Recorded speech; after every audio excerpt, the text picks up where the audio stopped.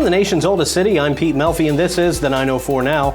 The big story this week was the stolen U-Haul chase that ended after car crashes, multiple spike strips, foot races, and helicopter chases, and finally concluded in the arrest of a 22-year-old St. Augustine man with no license at all, multiple out-of-county warrants, and a host of new charges.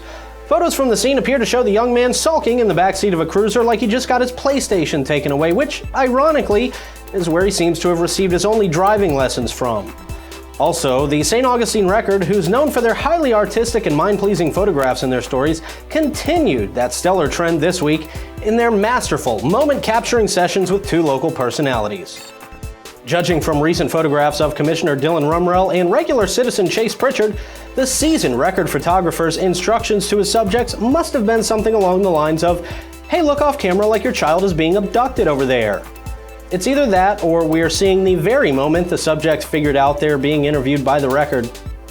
Finally, archaeologists have discovered a shipwreck off the coast of St. Augustine that they believe is the remains of the SS Cotopaxi, or however the hell you say that. The ship surprisingly has a lot in common with many of St. Augustine's newer residents.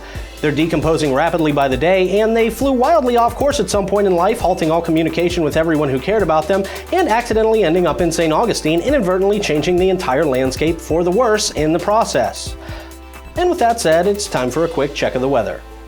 And traffic should start getting slightly better soon, as St. Augustine says, "We'll leave the lights on for you, but only for about another week." And that's about all the time we have left for today. Make sure to check in at the904now.com for local news and discounts, and download shows everywhere you get podcasts and streaming shows: Google Play, iTunes, Apple Podcasts, Spotify, Roku TV, or Amazon Fire TV.